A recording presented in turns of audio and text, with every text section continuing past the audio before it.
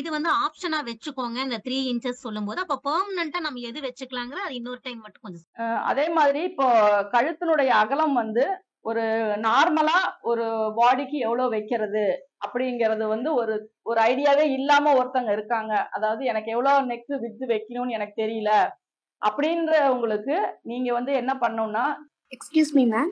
சொல்லுங்க. Centre dot டிஸ்டன்ஸ்ன்றது என்னது? எல்லா அளவுமே எனக்கு இருக்கு. செஸ்ட் ரவுண்ட் இருக்கு, மிடில் செஸ்ட் இருக்கு, வெயிஸ்ட் ரவுண்ட் இருக்கு. எல்லா அளவுகளையுமே எடுத்துட்டேன். ஆனா எனக்கு டாட்டுக்கு வந்து எவ்வளவு அளவு பிடிக்கணும்னு தெரியல அப்படிம்பீங்க. அப்போ மிடில் செஸ்ட் எவ்வளவு நீங்க எடுத்திருக்கீங்கன்னு பாருங்க.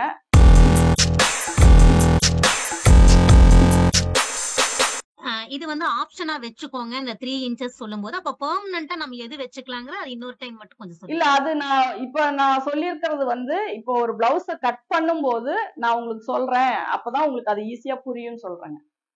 இது வந்து ஓகேங்க. அப்படியே தேங்க்யூ. விட்டுருங்க. இது வேண்டாம். நான் அடுத்தது வேண்டாம் அப்படின்னா நீங்க வந்து யூஸ் பண்ணுங்க. சப்போஸ் உங்களுக்கு வேற யாருக்காவது அதை யூஸ் பண்ணணும் இல்ல உங்களுக்கே அந்த மாதிரி போட்டா கரெக்டா வருதா அப்படின்னு கூட நீங்க செக் பண்ணி பாத்துக்கலாம். சரிங்களா? இப்ப நான் எடுக்கிற ஃபார்மேட்டுக்கு அது வேண்டாம் அப்படின்னு சொல்றேன்.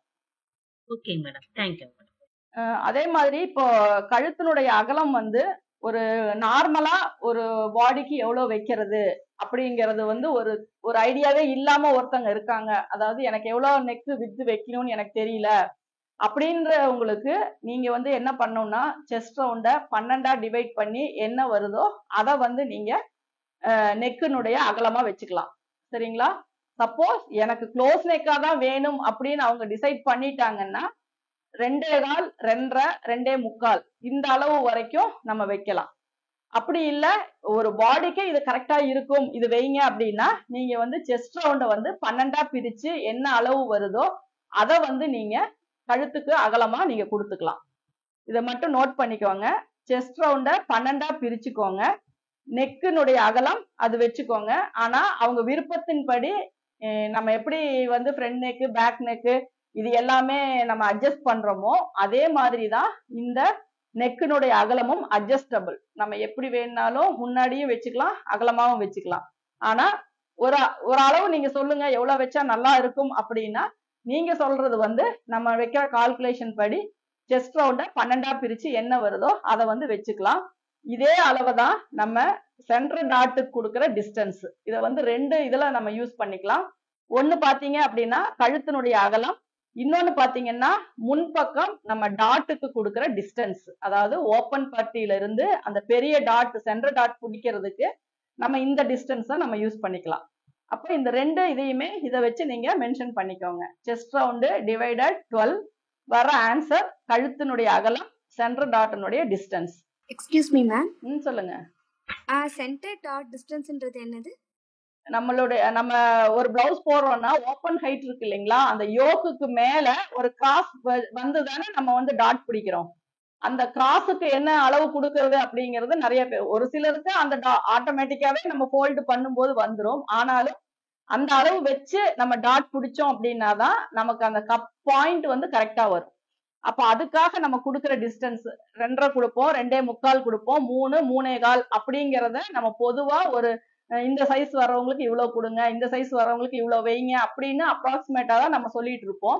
இப்ப இந்த அளவு வந்து நீங்க அதுல வச்சீங்க அப்படின்னா உங்களுக்கு அது கரெக்டா இருக்கும். இது கிராஸ் கட்டிங்க்கும் பொருந்துமா? எல்லாத்துக்குமே அந்த டாட் டிஸ்டன்ஸை பொறுத்த வரைக்கும் இதே அளவு தான். இப்போ நீங்க செஸ்ட் ரவுண்ட் 6ஆ பிரிச்சீங்கன்னா உங்களுக்கு வந்து ஆர்ம் ஹோல்னுடைய லென்த் கிடைக்கும். செஸ்ட் ரவுண்ட 12ஆ பிரிச்சீங்க அப்படின்னா உங்களுக்கு கழுத்தினுடைய அகலமும் டாட் பாயிண்டினுடைய டிஸ்டன்ஸும் கிடைக்கும். அதுவே செஸ்ட் ரவுண்ட நீங்க 10ஆ பிரிச்சீங்க அப்படின்னா உங்களுடைய அடிக்கையினுடைய அளவு கிடைக்கும். சரிங்களா? கேப்பினுடைய ஹைட் வந்து உங்க செஸ்ட் ரவுண்ட நீங்க 10ஆ பிரிச்சு வச்சீங்க அப்படின்னா உங்க கேப் ஹைட் கரெக்டா இருக்கும். இதையே நான் வீடியோஸ்ல பாத்தீங்கன்னா கீழே ஆர்ம் ஹோல் அந்த அளவு எவ்வளவு வருதோ அதை வச்சுக்கோங்கன்னு சொல்லியிருப்பேன். அதுவும் இதுவும் கிட்டத்தட்ட ஒரே மாதிரி தான் வரும். ஆனா இந்த ஷோல்டர் அளவு நீங்க பயன்படுத்தும் போது நீங்க இந்த கேப் ஹைட் வச்சீங்க அப்படின்னா உங்களுக்கு இன்னுமே ஆர்ம் ஹோல் ஃபிட்டிங்கும் அந்த ஸ்லீவ்னுடைய ரவுண்டும் கொஞ்சம் கரெக்டா வரும். அதனால இந்த கேப் ஹைட் பாத்தீங்க அப்படின்னா செஸ்ட் ரவுண்ட 10ஆ பிரிச்சுக்கோங்க. சொல்லுங்க மேடம். இப்ப சொன்னீங்கல்ல செஸ்ட் ரவுண்ட வந்து இத்தனையா பிரிச்சா இது இதுக்கு யூஸ் அது கொஞ்சம் ஸ்லோவா சொல்லுங்களேன். திருப்பி சொல்லுங்க. நான் இதை உங்களுக்கு போட்டோ எடுத்து அனுப்பிடுறேன், இருந்தாலும் சொல்லிடுறேன். செஸ்ட் ரவுண்ட் வந்து 12ஆ பிரிச்சீங்கன்னா கழுத்தினுடைய அகலமும் டாட்டினுடைய டிஸ்டன்ஸும் நம்ம அதுல எடுத்துக்கலாம். ஓகேங்களா? Okay madam. அடுத்தது செஸ்ட் ரவுண்ட் 10ஆ பிரிச்சுக்கிட்டீங்கன்னா கேப்னுடைய ஹைட், அடிக்கையினுடைய உயரம், அடிக்கையினுடைய அளவு உங்களுக்கு அது ஹைட்டா வச்சுக்கலாம். கேப் ஹைட் அப்புறம் இன்னொன்னு ரெண்டும் அடிக்கை ஒண்ணுதான், உயரம். ரெண்டும் ஒண்ணுதான். அடிக்கை கேப் ஹைட். ஏன்னா அது புரியாதவங்களுக்கு நான் இதுல சொன்னேங்க. அடுத்தது பாத்தீங்கன்னா செஸ்டனுடைய ரவுண்ட் 6ஆ பிரிச்சீங்க அப்படின்னா ஆம்ஹோல்னுடைய ஹைட் அட்ஜஸ்டபிள், மேலையும் கீழையுமா அது எவ்வளவு வருதோ அந்த ஆம்ஹோல் ரவுண்டுக்கு தகுந்த மாதிரி நம்ம அதை அட்ஜஸ்ட் பண்ணிக்கலாம். ஆனா ஒரு அளவு வச்சுதான் நம்ம அட்ஜஸ்ட் பண்ண முடியும். அதுக்காக இந்த அளவு வச்சுக்கோங்க. இந்த அளவுலயே உங்களுக்கு பர்ஃபெக்டா வந்துரும். சப்போஸ் வராதவங்க மட்டும் அந்த இதை வந்து ஒரு 1/4 இன்ச்சு அதிகப்படுத்தவோ குறைக்கவோ நீங்க செஞ்சுக்கலாம். செஸ்ட் ரவுண்ட 6ஆ பிரிச்சு வச்சீங்க அப்படின்னா உங்களுக்கு கரெக்டா வரும். மேடம் எதோட அளவு கரெக்டா வரும் மேடம்? செஸ்ட் ரவுண்டா? ஆம்ஹோலுடைய லென்த்ல ஆம்ஹோல் ரவுண்ட் நம்மளுடைய 1/2 ஆம்ஹோல் வந்து கரெக்டா செட் ஆகுதான்னு பாக்குறதுக்காக செஸ்ட் ரவுண்ட் வந்து 6ஆ பிரிச்சு வச்சுக்கோங்க. மேடம் இந்த செஸ்ட் ரவுண்ட் 6ஆ பிரிச்சு வைக்கிறது வந்து அந்த நம்ம ஷோல்டர் கோடு போட்டுட்டு அப்புறம் கீழே இந்த ஆம்ஹோல் இறக்கத்துக்கு கோடு போடுதுமே அந்த அளவு சொல்றீங்களா? ஆமாங்க, straight line. Straight line. Okay madam. அதே மாதிரி உங்களுக்கு வந்து இப்போ நான் வந்து ஒரு எல்லா அளவுமே எனக்கு இருக்கு. செஸ்ட் ரவுண்ட் இருக்கு, மிடில் செஸ்ட் இருக்கு, வெயிஸ்ட் ரவுண்ட் இருக்கு. எல்லா அளவுகளையுமே எடுத்துட்டேன். ஆனா எனக்கு டாட்டுக்கு வந்து எவ்வளவு அளவு பிடிக்கணும்னு தெரியல அப்படிம்பீங்க. அப்போ மிடில் செஸ்ட் எவ்வளவு நீங்க எடுத்திருக்கீங்கன்னு பாருங்க. மிடில் செஸ்ட்ல இருந்து இடுப்பினுடைய சுற்றளவை நீங்க மைனஸ் பண்ணிட்டீங்க அப்படின்னா என்ன அளவு வருதோ அதுதான் வந்து நம்ம டாட்டுக்காக நம்ம கொடுக்க வேண்டிய டிஸ்டன்ஸ். சரிங்களா? அப்போ ஒரு டாட் வந்து இப்போ நம்ம மார்க் பண்ணும்போது பேக் போர்ஷன் இப்படி வச்சாச்சு. இதை வச்சு நான் ஃப்ரண்ட் நான் மார்க் பண்ணும்போது இந்த இடத்துல நான் எக்ஸ்ட்ரா கிளாத் விடுவேன். சரிங்களா? இந்த கிளாத் வந்து ஒரு 3/4 இன்ச்சுல இருந்து 1 இன்ச்சுல இருந்து 1.25 இன்ச்சு 2, 2.5 இப்படி போயிட்டே இருக்கும். அதாவது நம்ம மேக்சிமம் வந்து 1.5 இன்ச்சு 1.25 வரைக்கும் சைட்ல கொடுக்கலாம். சப்போஸ் அதை விட கப் ஷேப் பெருசா இருந்தா முன்னாடி மட்டும் ஒரு 1/2 இன்ச்சு நம்ம சேர்த்திக்கலாம். அந்த முன்னாடி சேர்க்கறது இப்ப வேண்டாம், அது நான் இப்ப கிளாஸ் எடுக்கும்போது நான் சொல்றேன். இப்ப இடுப்பு சுற்றளவு எனக்கு மார்பு சுற்றளவு வந்து ஒரு 38 இன்ச்சு வருது அப்படின்னா இடுப்பினுடைய சுற்றளவு ஒரு 30 இன்ச்சு வருது அப்படின்னா பஸ்ட் பாயிண்ட்டுக்கும் இது வந்து மிடில் செஸ்ட். சரிங்களா? இங்க அப்பர் செஸ்ட் இல்ல, இது மிடில் செஸ்ட். 8 இன்ச்சு வித்தியாசம் வருது. 8 இன்ச்சு வந்து நம்ம பிரிக்கும் போது 2ஆ பிரிக்கும் போது 4 இன்ச்சு வருது. அதுல வந்து நம்ம 2ஆ பிரிக்கும் போது 2 இன்ச்சு வருது. அப்ப இங்க நம்ம கொடுக்க வேண்டிய அளவு பாத்தீங்கன்னா 2 இன்ச்சு. ஓகேங்களா?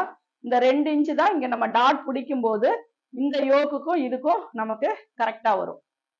அப்போ ஃபார்முலா என்ன அப்படின்னா மிடில் செஸ்ட்ல இருந்து இடுப்பினுடைய சுற்றளவை நம்ம கழிச்சிட்டோம் அப்படின்னா அதை நம்ம 4ஆ டிவைட் பண்ணும்போது வர்றதுதான் நம்ம டாட்டினுடைய டிஸ்டன்ஸ். அது 3/4 இன்ச்சும் வரலாம், 1 இன்ச்சும் வரலாம், 1.25 வரலாம். சரிங்களா? என்ன அளவு வருதோ அந்த அளவை கொடுத்தீங்க அப்படின்னா உங்களுக்கு கப் ஷேப் வந்து லூஸ் வராது. அதாவது டாட் பிடிக்கக்கூடிய அளவுங்களாங்க? ஆமாங்க, ஆமாங்க.